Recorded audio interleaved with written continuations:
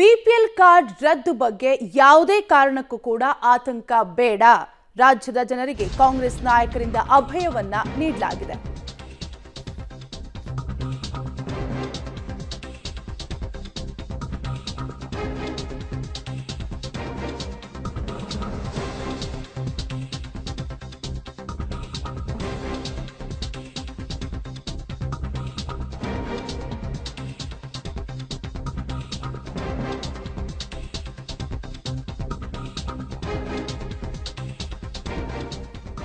BPL card ರದ್ದು ವಿಚಾರದಲ್ಲಿ ಯಾವುದೇ ಕಾರಣಕ್ಕೂ ಕೂಡ ಆತಂಕ ಬೇಡ.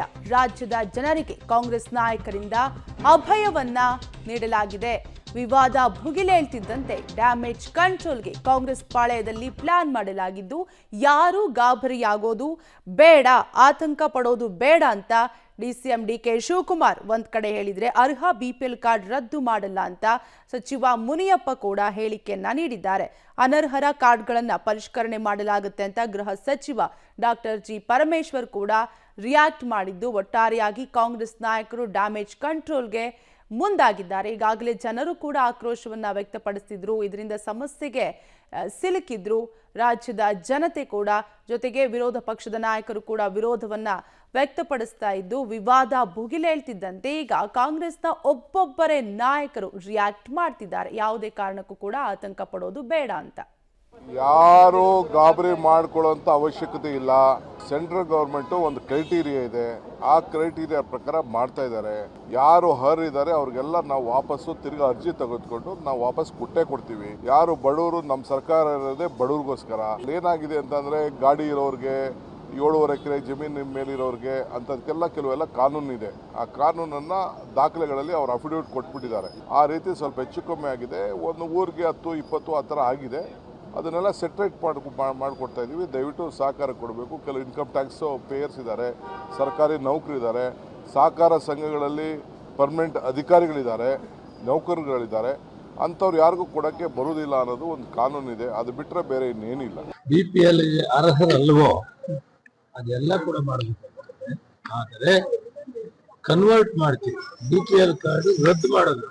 ಬಿಪಿಎಲ್ ಕಾರ್ಡು ಇರ್ತದೆ, ಎಪಿಎಲ್ ಕಾರ್ಡ್ ಇರ್ತದೆ. ಎಪಿಎಲ್ ಕಾರ್ಡ್ ಅನ್ನ ರದ್ದು ಮಾಡೋದಿಲ್ಲ.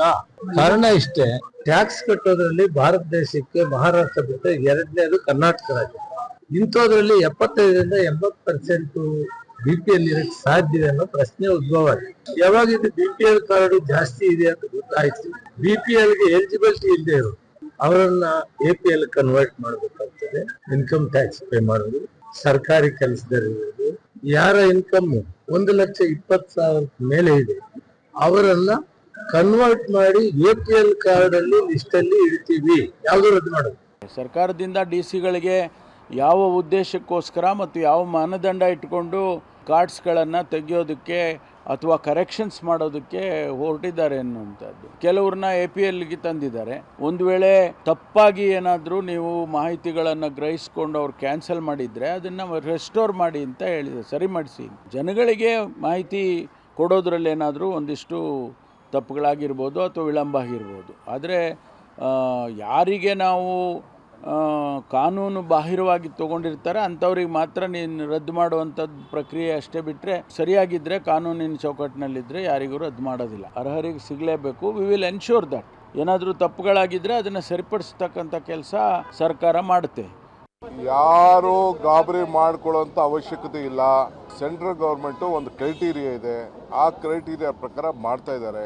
ಯಾರು ಇದ್ದಾರೆ ಅವ್ರಿಗೆಲ್ಲ ನಾವು ವಾಪಸ್ಸು ತಿರ್ಗಿ ಅರ್ಜಿ ತೆಗೆದುಕೊಂಡು ನಾವು ವಾಪಸ್ ಕೊಡ್ತೀವಿ. ಯಾರು ಬಡವರು, ನಮ್ಮ ಸರ್ಕಾರ ಇರೋದೇ ಬಡವ್ರಿಗೋಸ್ಕರ. ಏನಾಗಿದೆ ಅಂತಂದ್ರೆ, ಗಾಡಿ ಇರೋರಿಗೆ, 7.5 ಎಕರೆ ಜಮೀನು ಮೇಲಿರೋರಿಗೆ ಅಂಥದಕ್ಕೆಲ್ಲ ಕೆಲವೆಲ್ಲ ಕಾನೂನು ಇದೆ. ಆ ಕಾನೂನನ್ನ ದಾಖಲೆಗಳಲ್ಲಿ ಅವ್ರು ಅಫಿಡವಿಟ್ ಕೊಟ್ಬಿಟ್ಟಿದ್ದಾರೆ. ಆ ರೀತಿ ಸ್ವಲ್ಪ ಹೆಚ್ಚು ಕಮ್ಮಿ ಆಗಿದೆ. ಒಂದು ಊರಿಗೆ 10-20 ಆ ಥರ ಆಗಿದೆ. ಅದನ್ನೆಲ್ಲ ಸೆಟ್ರೇಟ್ ಮಾಡಿಕೊಡ್ತಾ ಇದ್ದೀವಿ. ದಯವಿಟ್ಟು ಸಹಕಾರ ಕೊಡಬೇಕು. ಕೆಲವು ಇನ್ಕಮ್ ಟ್ಯಾಕ್ಸ್ ಪೇಯರ್ಸ್ ಇದ್ದಾರೆ, ಸರ್ಕಾರಿ ನೌಕರಿದ್ದಾರೆ, ಸಹಕಾರ ಸಂಘಗಳಲ್ಲಿ ಪರ್ಮನೆಂಟ್ ಅಧಿಕಾರಿಗಳಿದ್ದಾರೆ, ನೌಕರರುಗಳಿದ್ದಾರೆ. ಅಂಥವ್ರು ಯಾರಿಗೂ ಕೊಡೋಕ್ಕೆ ಬರುವುದಿಲ್ಲ ಅನ್ನೋದು ಒಂದು ಕಾನೂನಿದೆ. ಅದು ಬಿಟ್ಟರೆ ಬೇರೆ ಇನ್ನೇನಿಲ್ಲ. ಬಿಪಿಎಲ್ ಅರ್ಹರಲ್ವೋ ಅದೆಲ್ಲ ಕೂಡ ಮಾಡಬೇಕು. ಆದರೆ ಕನ್ವರ್ಟ್ ಮಾಡ್ತೀವಿ. ಬಿಪಿಎಲ್ ಕಾರ್ಡು ರದ್ದು ಮಾಡೋದು. ಬಿಪಿಎಲ್ ಕಾರ್ಡು ಇರ್ತದೆ, APL ಕಾರ್ಡ್ ಇರ್ತದೆ, APL ಕಾರ್ಡ್ ಅನ್ನ ರದ್ದು ಮಾಡೋದಿಲ್ಲ. ಕಾರಣ ಇಷ್ಟೇ, ಟ್ಯಾಕ್ಸ್ ಕಟ್ಟೋದ್ರಲ್ಲಿ ಭಾರತ ದೇಶಕ್ಕೆ ಮಹಾರಾಷ್ಟ್ರ ಬಿಟ್ಟರೆ ಎರಡನೇದು ಕರ್ನಾಟಕ ರಾಜ್ಯ.